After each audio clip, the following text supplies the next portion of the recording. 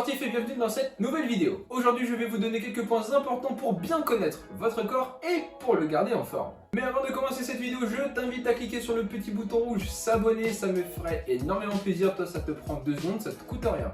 Et je profite de cette vidéo pour annoncer qu'on vient de passer la barre des 300 abonnés, donc je vous remercie énormément de votre soutien. Et on repasse à la vidéo. Et on commence avec le numéro 1, le sommeil. Et là tu vas dire, oh il va encore nous reparler du sommeil. Eh bien oui et non.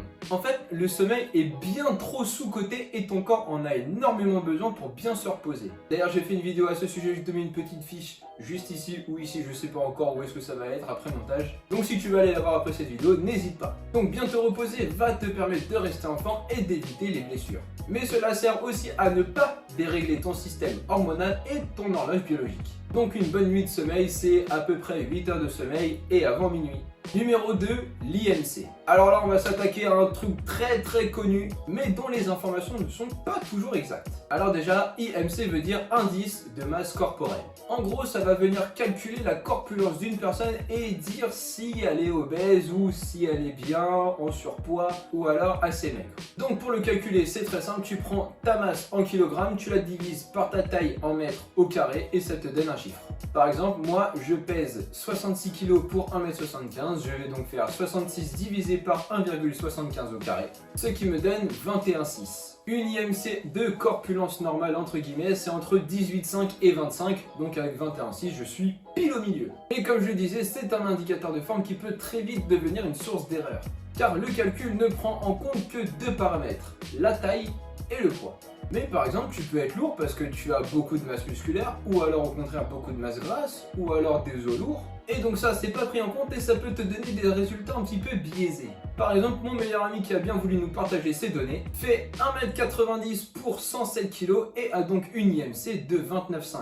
Donc d'après la frise de l'IMC, il serait quasiment en obésité. Alors que je peux vous dire qu'il a quasiment pas de gras et il est très musclé. Donc faites attention avec ce genre d'informations. 3. La balance calorique. Selon si tu veux perdre du poids, gagner du poids ou alors te maintenir, ton apport calorique ne sera pas le même durant la journée. Si tu veux prendre de la masse, eh bien tu vas manger plus de calories que tu n'en dépenses. Si tu veux perdre du poids, tu vas alors dépenser plus de calories que tu n'en manges. Et si tu veux te maintenir, eh bien tu vas manger autant de calories que tu vas en dépenser. Pour te donner une idée, une femme qui fait de l'activité de façon modérée aura un apport journalier de 1800 kcal environ.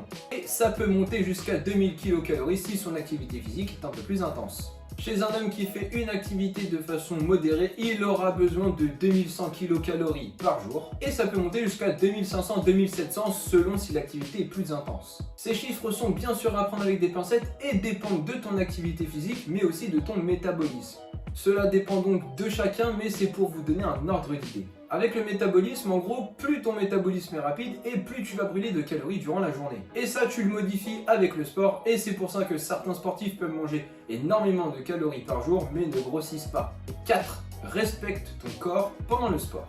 Que tu aies la volonté de maigrir, de grossir ou de te maintenir en forme, tu dois respecter ton corps. Il y a des jours pour s'entraîner et il y a aussi des jours pour se reposer. Pendant que tu fais du sport, tu vas mettre ton corps et ton système nerveux à rude épreuve, surtout quand tu vas dans tes derniers retranchements. Ton corps s'affaiblit et le risque de blessure augmente. Les jours où tu es en off, en récupération, tu ne fais rien, ne fais pas de sport. Pendant les jours de récupération, certains vont faire des abdos ou une activité très légère. Mais il faut savoir que malgré tout, faire des abdos ou faire une activité même légère quand on est en jour de récupération, eh bien c'est faire du sport quand même. Aussi légère que l'activité puisse paraître, eh bien c'est du sport quand même et ton corps ne se repose pas. Pareil, pendant ton entraînement, si tu vois que tu as une gêne inhabituelle, que tu as vraiment mal, eh bien arrête-toi, n'essaye pas d'aller plus loin. Quand tu as ce genre de douleur, c'est ton corps qui t'envoie des signaux et en général il faut l'écouter sinon tu vas vraiment finir par te blesser. Et voilà, cette vidéo est maintenant terminée, j'espère qu'elle t'aura plu. Donc c'était une vidéo pour te montrer quelques points sur ton corps que tu peux connaître et aussi des informations que tu peux entendre ou voir que tu dois prendre avec des pincettes. Si cette vidéo t'a plu, n'hésite pas à laisser un petit pouce bleu, à t'abonner si ce n'est pas déjà fait. Et je te dis à la prochaine!